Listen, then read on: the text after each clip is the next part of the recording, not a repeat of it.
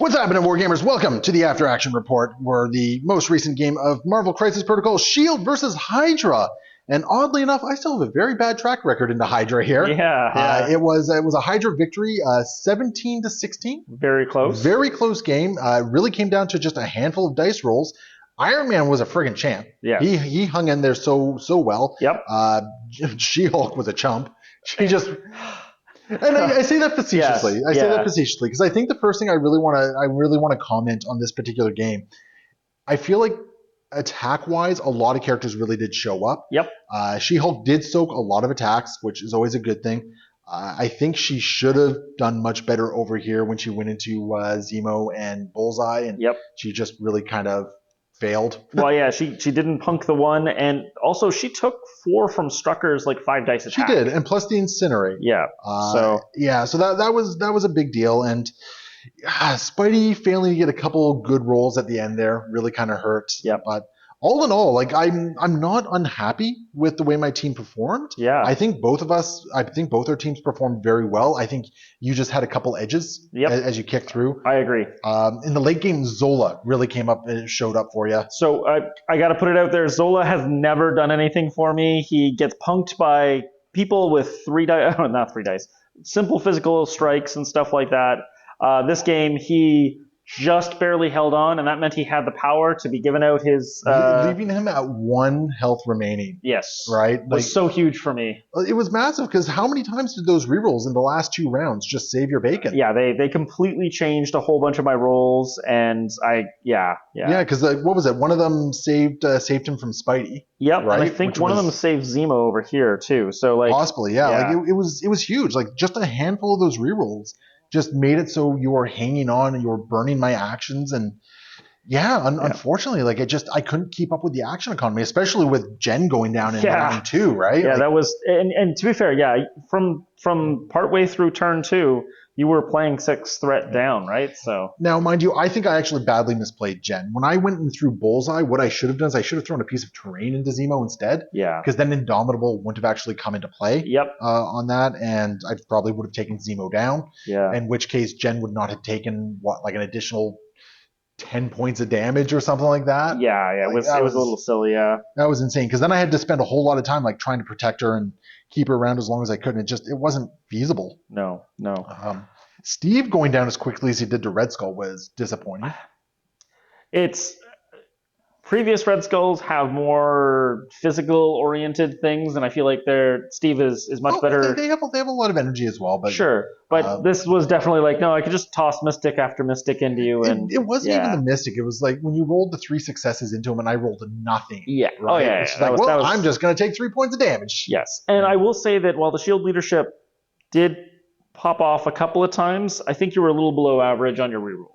A tiny bit. I think what really happened is when it was really key, it didn't come through. Yeah, I agree. And that was unfortunate, because when I was doing my Shield reroll, for instance, into Zola with Spider-Man, if that had popped off, cool. That would have been the extra point of damage I need. Even the Jarvis ones, because what was it? I shielded and then Jarvis and it was all blanks. Yeah. So it didn't come through, and I think I left him on 1. Yep. And which meant that Iron Man had to make that action, because I think you turned around. No, it was Red Skull that took out. But it meant I had to put an action into him instead of double tapping or something like that. The idea was try and take down Zola, get his hammer, and then go heavy into Red Skull. And then I pretty much used that same maneuver afterwards, right? Yep. So no, exactly. So it was in a position where I just wasn't quite able to get over that hump. Yeah. But at the same time, I don't think the dice, generally speaking, failed either of us.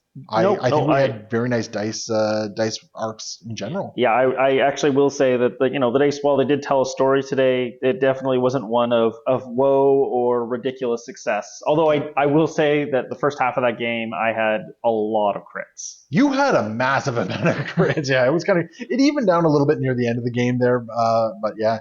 Let's quickly talk some of the new characters. Yeah. I want to talk Crossbones first. Okay. Yeah. If you want to just grab the. Yeah. Let's bring the man over here. So I feel like he played better than the 4-threat version of him. He's 3 threats. I didn't have to pay any power to protect him. They're both 3-threat. Oh. Yeah, no crossbones is 4 threat. Oh my god. Yeah. Okay. Well, I thought the other one was also 4 threat, but yeah, this guy definitely held up when he shouldn't have. He definitely felt like with his range 3 beam, he threatened both Tony and It's Steve. the extra 3 inches, Yeah. right? Like Yeah. it's that extra 3 inches. You Well, were able to do so much more and hit multiple targets. and he had Pierce.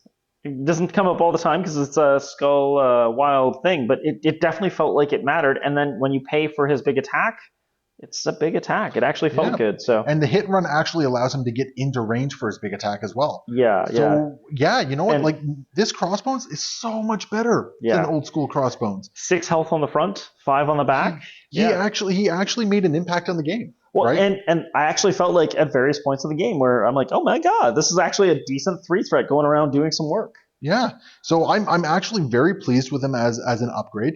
It solidifies my opinion that I think original crossbones needs to be a 2 threat. I completely agree. I don't even think you need to change anything on him, and he's still a fine 2 threat. I'm sure they could change something to make someone unhappy with him to do that, but yeah, I really do think that this guy is a major upgrade for him. Yeah, he feels so much better. Like, doesn't mean he's going to be making a lot of lists. I honestly don't know. I can see him played in maybe a couple Cabal or Hydra lists just because he's affiliated.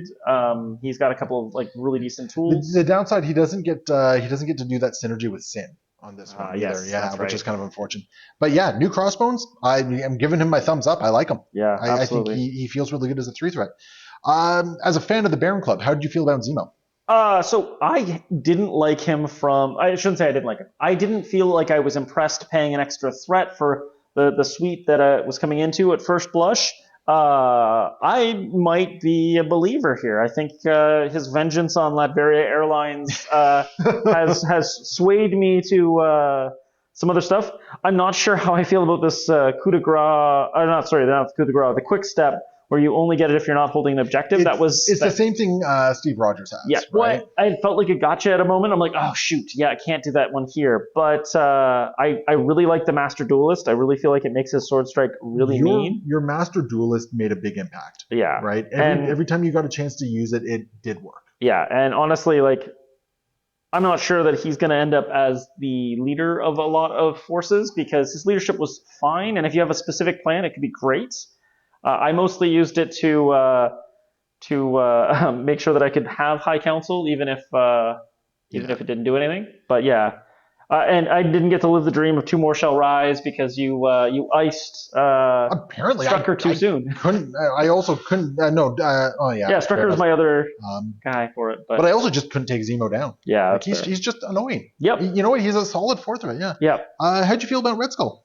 I really like this Red Skull. Like I think the I forget what the armor's called on the other Hydra guy. I think that's a cool effect, but an extra threat is a lot of extra threat. He also brings like grunts with him as well. Yes, right? and I Which do like the secure. grunts. They're fine, but I really like this guy's kit in general. I like the idea I can move, I can throw terrain, I can make somebody else move. Like I know everyone else can too, but like no, you got some good work on it. Like he didn't really like shine this game, but he got a lot of work done. Well, he has a lot of heads this game, right? So that's fair. Well, he got Cap. He put Tony down the first time, and I think that was it, really. No, and he got Spider-Man too, didn't he? No, I thought Zola got Spider-Man.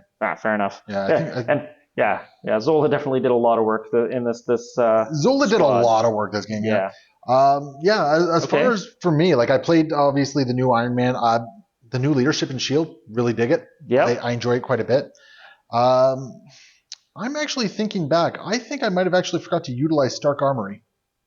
I think you did. I think I forgot to roll my extra dice on Stark Armory. So go me. Yeah. That's super. I'm sure a lot of people in the comments have probably already hit that one up. Yeah, good work, guys. That could have actually made a bit of a difference. Yeah, it definitely could have, because that was definitely a big turn. That was.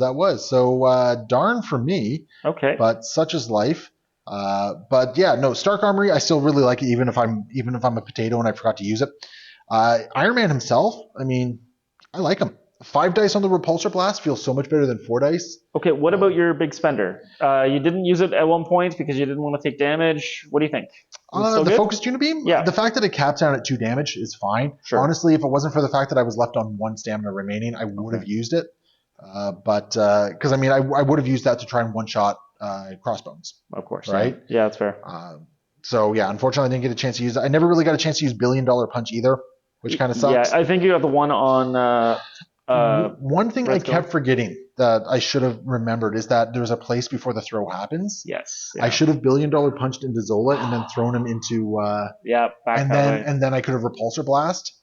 So that would have actually made a difference because I think I still had 2 hammers at that time as well. I think you did too. Yeah. So that would have been like a 9 dice $1 billion punch. Because instead I $1 billion punched. Just as Dingleberry a over here. defensive measure, right? So Yeah. yeah. Oh, actually, you know what? It's range 3. Yeah, so I could have done that. Yeah, you totally. Yeah, I could have done that. I forgot about the place because I kept thinking, well, I have to throw away. Yeah, and you did do the place when you did the attack, but you forgot about it in the I forgot about it in the setup. planning stage. Yeah. But overall, Jarvis felt really good. I got Good. a lot of really good rerolls out of it, which was nice. But yeah, he felt good. Spectacular Spider-Man. Oh, feels so much better than 4-threat core Spidey.